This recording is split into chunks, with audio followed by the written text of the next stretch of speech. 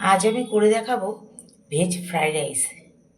Veg fried rice করতে লাগছে carrot, বিন, capsicum, কড়াইশুঁটি, লাগছে দারচিনি, এলাচ আর লবঙ্গ, তেজপাতা, আর লাগছে হচ্ছে কাজু কিশমিশ, আর লাগছে দেরাদুন রাইস, আতপ চাল।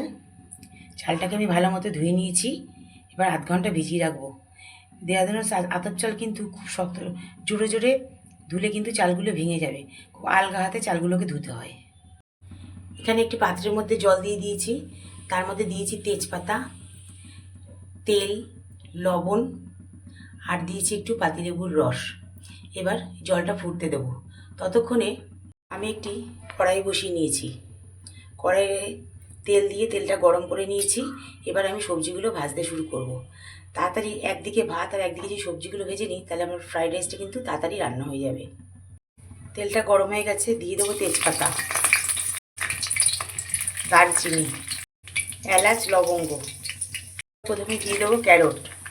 সবজিগুলো কিন্তু একই মাপের সব কাটতে হবে, তাহলে যখন ভাজা হবে সবগুলো একই সাথে সেদ্ধ হবে।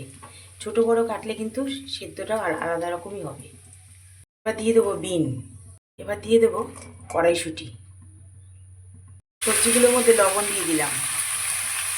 গ্যাসটা মিডিয়ামে দিয়ে সবজিগুলোকে একটু ঢাকা দিয়ে দেবো, তাহলে তাড়াতাড়ি নরম হয়ে যাবে। সবজিগুলো অনেকটা নরম হয়ে গেছে, এবার দিয়ে দেবো ক্যাপসিকাম। ক্যাপসিকামগুলো দিয়ে দিয়েছি, এবার 5 মিনিট মতো একটু ভেজে নেব। এবার দিয়ে দেবো কিশমিশ, দিয়ে দেবো কাজু।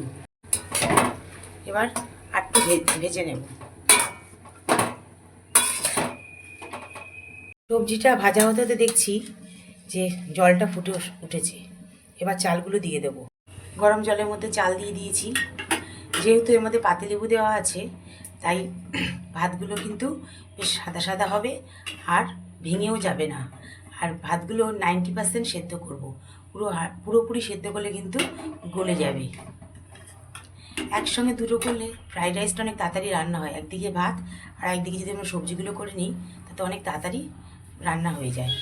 সবজির মধ্যে একটু দিয়ে নিলাম চিনি, আর একটু সামান্য দিয়ে দেবো ভিনিগার। এবার একটু ভাজা হতে দেব, চিনিটাও মিশে যাবে আর ভিনিগারটা দেওয়া আছে সেটাও মিশে যাবে।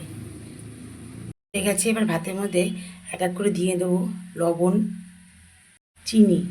আচ্ছা, লবণ আর চিনিটা কিন্তু বুঝে দিতে হবে। সবজির মধ্যে লবণ দেওয়া আছে, চিনি দেওয়া আছে, আবার ভাতেও লবণ আর চিনি দিচ্ছি, তাই এটা কিন্তু একটু বুঝেই দিতে হবে। দিয়ে দেবো গোলমরিচের গুঁড়ো,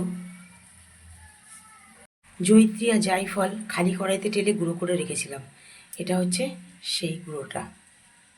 এবার ঘিটা দিয়ে দিয়েছি, এই ঘিটা গরমের সাথে গলে মিশে যাবে।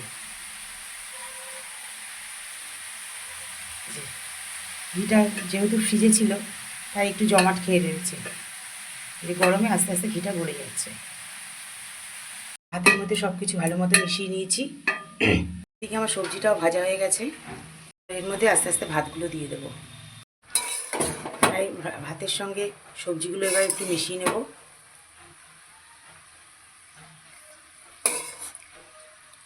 এইভাবে আমি ভাতের সাথে সবজিগুলোকে মিশিয়ে নিচ্ছি। সবজিগুলোকে ভাতের সঙ্গে মেশানো হয়ে গেছে। ফ্রাইড রাইস আমার রেডি। ফ্রাইড রাইস আমার রেডি। আর আমার এই রেসিপিটি যদি আপনাদের ভালো লেগে থাকে, তাহলে একটি লাইক, কমেন্ট, শেয়ার এবং আমার চ্যানেল মনের ইচ্ছেকে সাবস্ক্রাইব করার অনুরোধ রইল। আজকের মতো এই পর্যন্ত, আবার আসবো নতুন কোনো রেসিপি নিয়ে।